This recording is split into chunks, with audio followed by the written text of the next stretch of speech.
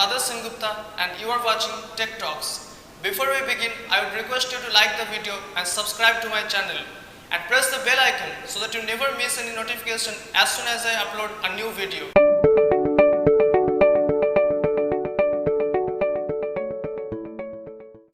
Today's video is about control statements. So what are control statements? Control statements are used in programming languages to control the flow of execution of the code.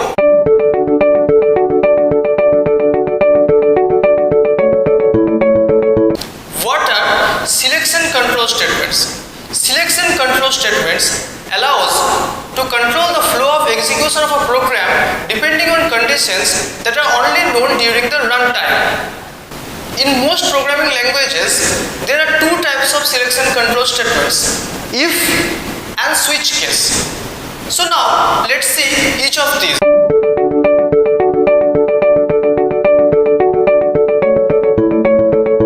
If statements are used in programming languages to execute a sequence of actions depending upon a condition. So what happens is that I will explain to you this with a real life example. Suppose you have to go to school, but your going to school depends on the condition that if it does not rain. So if that condition is satisfied that it does not rain, then you will go to school, but in case it rains, you will not go to school. Similarly, if statements work, what happens is that if a certain condition is satisfied, then certain statements get executed. But in case this condition is not satisfied, then another set of statements get executed. So basically what happens is that if the condition is satisfied, then the statements within the if block is getting executed. But if the condition is not satisfied, then the statements within the else block are getting executed. Now understand if block and else block. If block is basically the statements that are going to be executed if the condition is satisfied are written inside if block. But the conditions that are going to be executed if the condition is not satisfied are written inside else block. So basically this is if block and this is else block. Now let us understand nested if statement. What happens in nested if statement is that an if statement is present inside an if block or an else block. So what happens is that if condition, so if this condition is satisfied, then this is the if block that will get executed, and within this block, if there is another if condition, this is called nested if statement. Now this if statement can also be present inside an else block.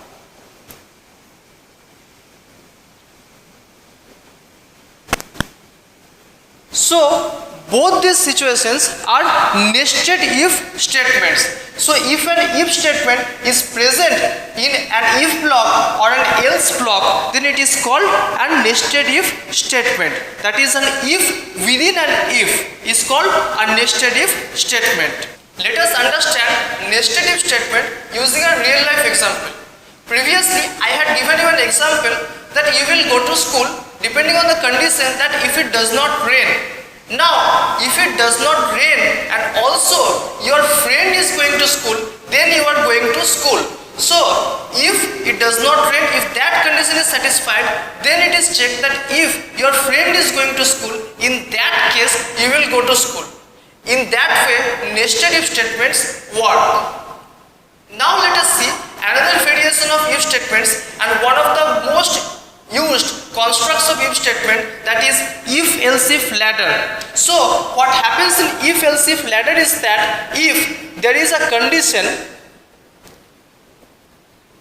a particular block of code gets executed, but if there is another condition, that is else if there is another condition, then another block of code gets executed. Then we can have one more else if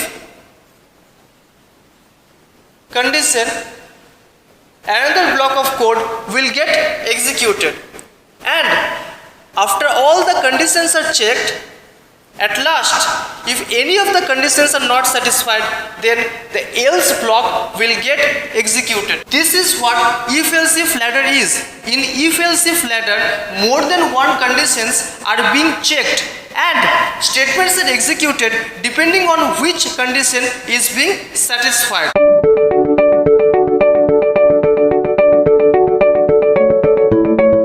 Switch case is another selection control statement. Switch case can be used as an alternative to if-else-if ladder. In if-else-if ladder, we have seen that there are more than one conditions, and whichever condition is being satisfied, according to that a certain block of statements or certain sequence of statements are being executed. Similar thing happens in switch case also. In switch case, there are certain number of cases, and whichever case is being chosen, that case gets executed. Now let's see the syntax of switch case statement. Switch case statement begins with the switch keyword, and after that a parenthesis is given in which an expression is written. After that begins the switch block, and inside the switch block all the cases are written. This is the syntax of switch case statement. So as I have said that it begins with switch keyword, and after that there is an expression, and then begins the block of switch case, and inside the block of switch case all the cases are written. There can be any number of cases. In this case we have given two cases. So basically the case and then the case value is written over here. After that colon is given, and if this case is being selected, then the sequence of statements inside this case will get executed. And then comes the break statement. So basically why this break statement is given, I am explaining to you a little later. For now let's understand the syntax. So now there is another case and the case value is given, and then the sequence of statements that will get executed if that case is selected, that are written, and then again break is written. And if a case value is given which does not exist, in that case the default block will get executed. You must be wondering what is the use of this break statement. So basically whenever a break is encountered, the program control jumps out of the switch block to outside the switch. How break is being useful in switch case? Let's understand that. In this case we have two cases, and suppose the case of value 2 is being selected. So what will happen is that the program control will enter the switch block and it will check the value of the first case. Is it matching? No, it is not matching. So anything inside that case will not get executed. Then the program control will come to the second case value and it will again check the value with this one. So is it matching? Yes, it is matching. So all the statements inside this case will get executed, and once all the statements get executed, it will encounter break. As soon as it encounters break, the program control will jump out of the switch block. So what is the use is that whenever the required case is being executed, it is not required to execute any other cases. So the program control jumps out of the switch. This is the use of break, and this is how switch case works.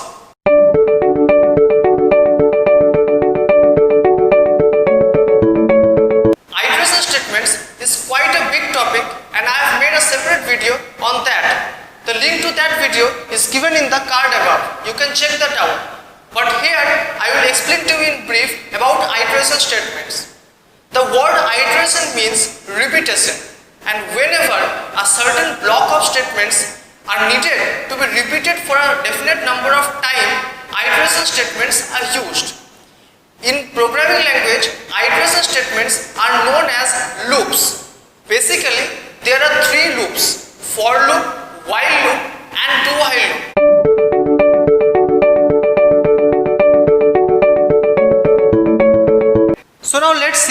for loop. For example, if we write for I equals to 0, I less than 10, I plus plus, and inside the for block the statements that are to be repeated are being written. So this is the initial value of I, this is the condition, and this is the step value. So at first the value of I is 0.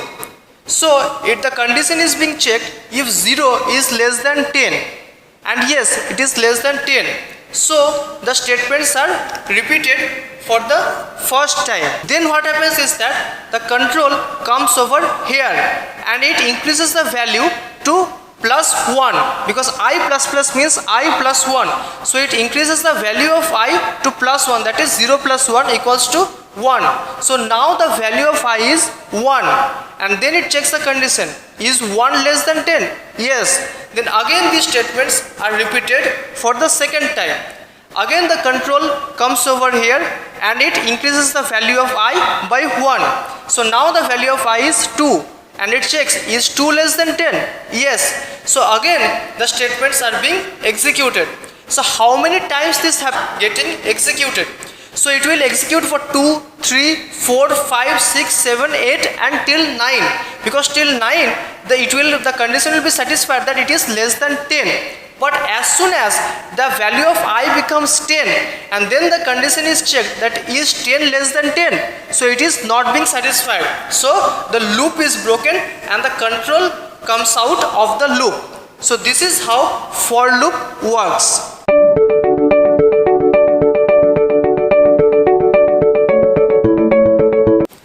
Now let's understand while loop with an example.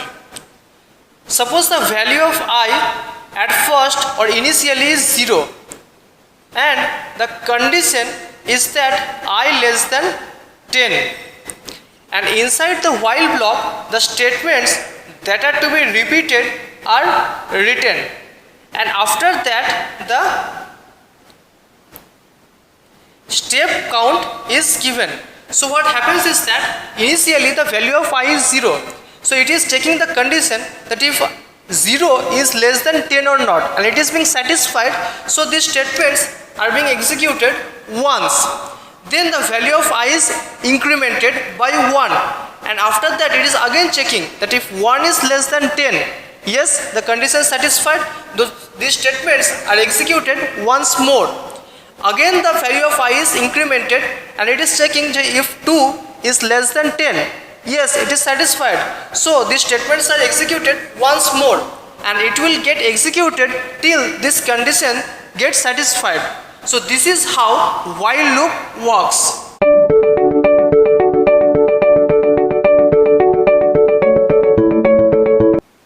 Now let's understand do while loop with an example.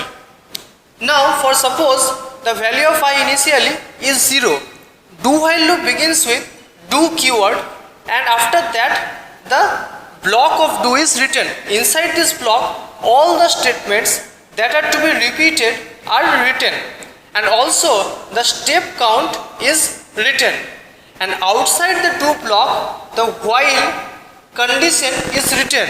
Suppose in this example the condition is I less than 10. What happens in do while loop is that the statements get executed once before the condition is checked. So initially the value of I is 0 and the condition is not being checked at first, so the statements are getting executed once.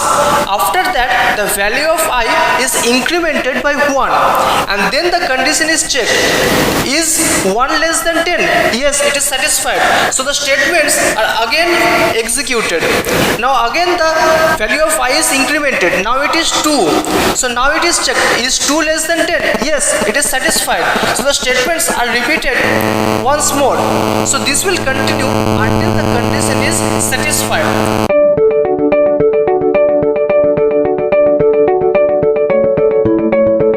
The third type of control statements that are used in programming languages are jump statements. Jump statements are used to change the linear flow of execution of the program to a non-linear way. There are three jump statements that are used in programming: break, continue and return. We have already seen the use of break in our switch case example.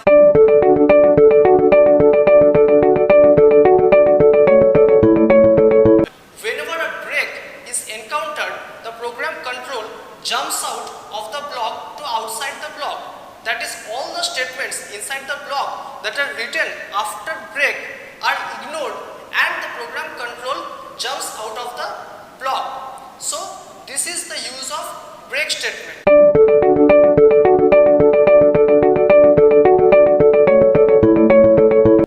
Now let us understand continue statement with an example. Here in the example there is a for loop. The initial value of I is 0 and the condition is that I is less than 5. So 0 is less than 5 and the condition is satisfied. The control is coming inside loop. Inside loop it is checking if I equal 3. So if 0 is equal 3, no, it is not true. So the continue statement will not execute. But the value of I will be displayed. So what is the value of I? Value of I is 0. So 0 is displayed. Now again the value of I is being incremented. So now the value of I is 1. So 1 is less than 5. The condition is satisfied. Now it is again checking if 1 equal 3. This condition is not true. So continue statement will not work. But the value of I will be displayed. So the value of I is 1. Now again the value of I is incremented and now the value of I is 2. So 2 is less than 5. Condition is satisfied. Now it is coming inside. Now it is checking if I equal 3 or if 2 equal 3. But 2 is not equal 3. So continue statement will not execute. But the value of I will be displayed, which is 2. Now again the value of I is incremented. Now the value of I is 3. 3 less than 5, the condition is satisfied. So again it is coming inside loop and now it is checking if 3 equal 3. The condition is true this time. So the continue statement will run. So this time displaying the value of I will be skipped and the value of I will be incremented. So now the value of I is 4. So 4 less than 5, it is satisfied. Again it is coming inside. It is checking if 4 equal 3. No, it is not true. So continue statement will not run this time. But the value of I will be displayed. So what we are seeing is that whenever continue statement is being executed, that iteration is skipped. So this is what continue statement is.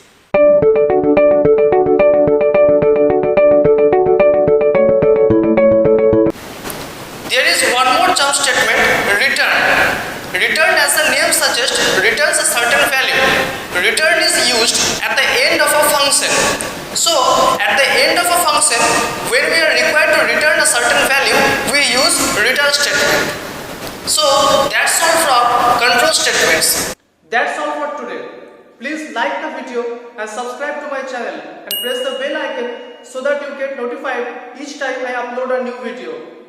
See you in the next video. Till then, keep learning. Thank you.